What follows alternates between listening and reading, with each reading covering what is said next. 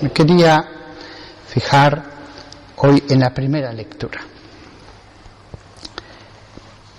Primera vez en toda mi vida sacerdotal que me voy a fijar en el capítulo 22 de Isaías, la parte que hemos leído, aunque por una de esas casualidades que tiene la vida nunca había predicado sobre esto, pero hace pocos días saqué a colación este texto que hemos leído hoy. Dice el profeta Isaías, es Dios el que le habla a Isaías, e Isaías se limitó a transcribirlo. Le dice Dios a uno de los que estaban como jefes en la casa del rey de Judá. Pues a ese jefe, creo recordar que se llamaba Shebna, le dice: te empujaré fuera de tu oficio, serás arrojado de tu puesto. En ese día llamaré a mi siervo Eliakim, hijo de Hilquiah. Lo vestiré con tu ropa y le ataré tu ceñidor sobre él. Entregaré tu autoridad en su mano y él será padre para los habitantes de Jerusalén y para los habitantes de Judá. Voy a interrumpir aquí la lectura, aunque sigue un poquito más. Lo primero de todo, este hombre no era el rey. Este hombre era el que hacía de jefe en el palacio de David. Tendemos a pensar que Dios solamente se ocupa de las grandes cosas, de los reyes, de los tronos. Es lógico que el rey piense que le ha puesto el Señor, o lo ha permitido, por lo menos. Pero este texto de Isaías demuestra que no, que todos los puestos son concesión de Dios, o al menos permisión, si Él no quiere que uno lo ocupe. Y que cuando Dios quiere, dice, se acabó. Y le dice esas palabras a través del profeta Dios. Qué cosa tan terrible en la tierra de Judá, el haber sido puesto en un oficio tan preeminente al lado del rey, tanta influencia, y que uno lo haya hecho tan mal que Dios te diga, te voy a sacar de allí. O sea, no pienses que son estos los otros, he perdido el favor del rey. No, soy yo, Dios, el que harto de que hagas tan mal las cosas, te saco. Esto vale para la vida civil, también para la religiosa. Todos entendemos que Dios pueda hacer esto con un obispo, con una jerarquía de la Iglesia, hasta con un párroco. Pero esto vale para los dos ámbitos. De hecho, este ámbito era el laical. Te empujaré de tu oficio, te derribaré de tu puesto. Y Dios le dice al profeta que le diga, en ese día llamaré a mi siervo Eliakim, hijo de Hilquiah.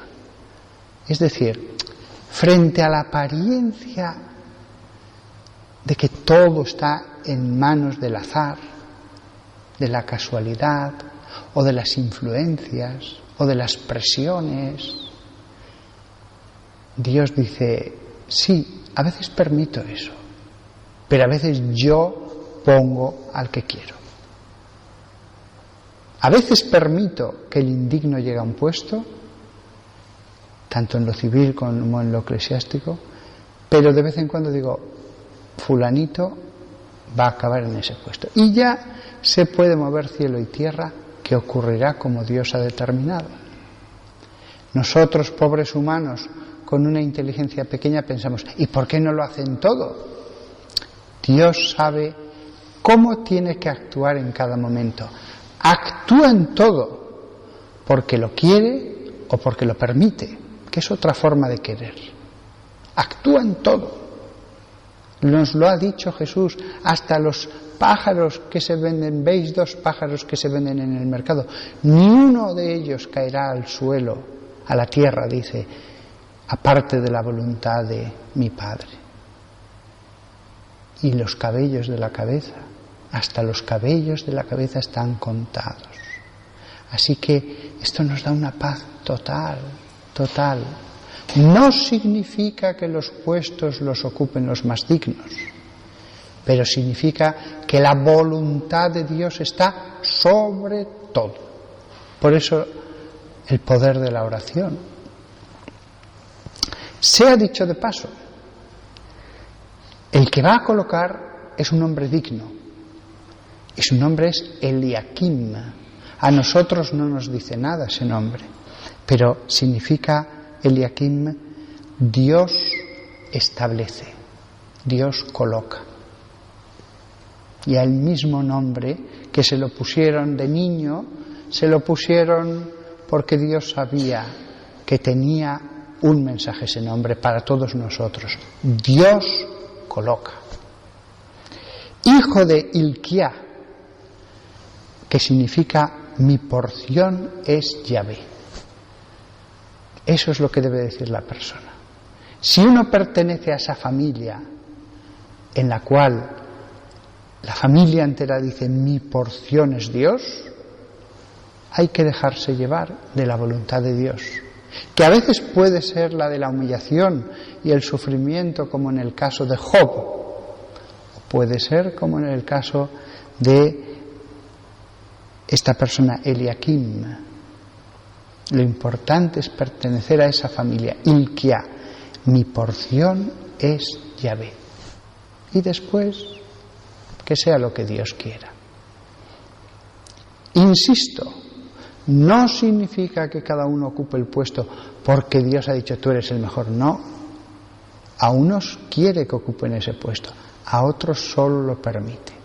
Eso vale para párrocos, capellanes, obispos, papas, reyes, presidentes de naciones, para el vecino que tenemos al lado, para el familiar que vive con nosotros. Respecto a este que va a ocupar ese puesto tan preeminente en el palacio de David, el jefe de la casa de David, después del rey, dice Dios, y le vestiré con tu vestidura y le ceñiré con tu ceñidor. Le voy a poner tu vestidura.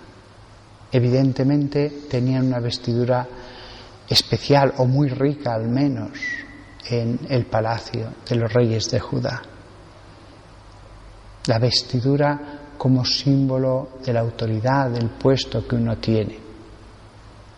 Esto lo pienso cuando yo me he visto las vestiduras litúrgicas e incluso las eclesiásticas. Le vestiré con tu vestidura, le ceñiré con tu ceñidor o le ataré tu ceñidor. Le confiaré en su mano tu autoridad y será padre para los habitantes de Jerusalén y para la casa de Judá. Esto, hay un versículo que vamos a leer después, que uno dice, esto se aplicó a Eliakim, pero se aplica a Jesús. Porque el rey tenía a su cargo todo el reino. El rey tenía muchas cosas, tenía que salir a veces en campaña, etc. El que se ocupaba del palacio y a veces de la ciudad era su mayordomo principal. El mayordomo de palacio era una persona importantísima en las monarquías de esa época, tanto en Israel como en Asiria o los persas. El mayordomo de palacio era verdaderamente una de las grandes personas del reino, porque tenía acceso al rey, confiaba el rey en él. Y aquí le dice que va a ser padre para los habitantes de Jerusalén. Otros no lo son. Otros tienen ese puesto tan importante, pero no van a ser padres. A veces hasta son un peso, a veces son soberbios, A veces son una desgracia. El poder como don de Dios, que es una bendición, o el poder usado en el propio egoísmo. O el poder usado sin hacer daño, pero sin hacer bien. También cabe esa posibilidad. Esto vale también para lo eclesiástico. También cada obispo se le cumple estas palabras: te entregaré su autoridad en tu mano y serás un padre para los habitantes de Jerusalén. Pero añade una cosa que es: y para la casa de Judá, toda la casa de Judá. ¿Por qué he dicho que esto se puede aplicar a Jesús? Se puede.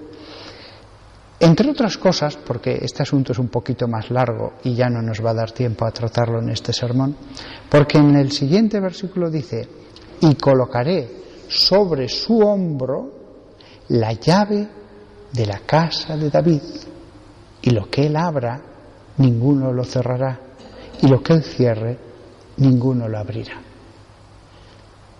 Claro, esto tan rotundo, y encima dice que le colocará sobre su hombro la llave de la casa de David.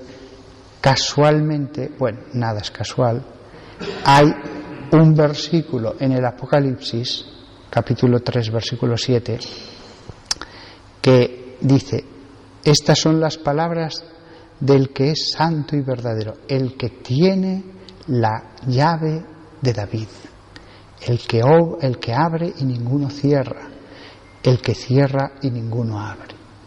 Qué interesante. Aplica a Jesús, el ángel de la iglesia de Filadelfia, las mismas palabras que le dijo Dios a Eliakim: Dios establece. Con lo cual es un modo en el que Dios dice: leed este capítulo 22 de Isaías, y lo que le pasa a Eliakim en el fondo es como una parábola respecto a Jesús. ¿Qué hacía Jesús para enseñar las cosas a los apóstoles? Les enseñaba parábolas. Lo que quizás no se imaginaban es que ellos, que eran tan sencillos, y les decía parábolas sencillas y a veces no las entendían, la Biblia volvía a hacer lo mismo de un modo muchísimo más magistral, profundo, lleno de matices. Dios cuenta parábolas para sus hijos sencillos, Dios cuenta parábolas de parábolas para los escribas y para los maestros de Israel. Yo mismo, estas magistrales pinceladas de Dios en la Biblia, he tardado 21 años en descubrirlas desde que soy sacerdote. Son increíbles matices. Releer esta historia de Eliakim como parábola de Jesús al frente de la casa de David. El rey, el padre, que pone a su hijo al frente de los habitantes de Jerusalén y de la casa de David. Toda la casa de David, toda la descendencia de los reyes, de los príncipes, de la familia. Jesús es el que está en el centro de toda esa genealogía, como así lo comienza el Evangelio de San Mateo. Y después, a otro nivel, los habitantes de esa ciudad. Abrirá y ninguno cerrará. Si Dios puede poner al que quiera en el palacio, una vez puesto, Él actúa con autoridad y a su vez pondrá a quien quiera, despedirá a quien quiera. Si Él es bueno, sacará a los corruptos, a los malos, a los que están haciendo mal al pueblo. y pondrá a los hombres rectos, a los hombres honestos, a los hombres que creen en la ley de Dios. Todo esto tiene una lectura, vuelvo a repetirlo, civil, laical, para el mundo y también para la Iglesia. Cuando tantas veces la gente dice, ay, pero es que Dios no hace nada, cuando ocurren cosas tan malas, a veces con eclesiásticos, sí, Eliakim, Dios establece, no dice estableció, no, en presente. Voy a detenerme aquí porque ya he pasado el tiempo del sermón, pero este pasaje cortito, solo hemos leído unos pocos versículos del profeta Isaías, nos da una visión tan tranquilizadora del mundo en las cosas mundanas y de la Iglesia en el bien de las almas. Dios establece, Dios coloca la llave de la casa en el hombro de quien quiere. Por lo que se ve, la llevaban colgada. ¡Qué maravilla! Y nosotros que nos preocupamos, y nosotros que nos angustiamos, como los que iban en la barca, Señor, que nos hundimos. Tranquilos, tened fe, no os preocupéis. Orad, que al final vuestras oraciones colocan a las personas adecuadas en los lugares adecuados. Y esto nos ayuda a entender que cuando alguien nos hace sufrir, está puesto por Dios a mi lado y me hará sufrir en la medida que Dios quiera, el tiempo que Dios quiera, pero nada más. Él pondrá un límite a las olas, como dice el Salmo. Todos están puestos para nuestro bien. El que nos hace bien y el que nos hace mal. Debemos vivir en nuestra vida tanto las páginas de Job como las páginas de Ruth, que de la humillación pasó al amor, a la felicidad, a la tranquilidad. Las dos páginas se cumplirán, en unas veces unas, otras veces otras. Que Eliakim, que quizás, yo estoy convencido de que debe estar en el cielo, como casi todo el mundo, hoy escuchando que hemos hablado de él, nos acompañe en esta misa, interceda para que nosotros, en el palacio del sucesor del rey David, que es esta iglesia, nos aprovechemos del banquete que el rey nos ha puesto.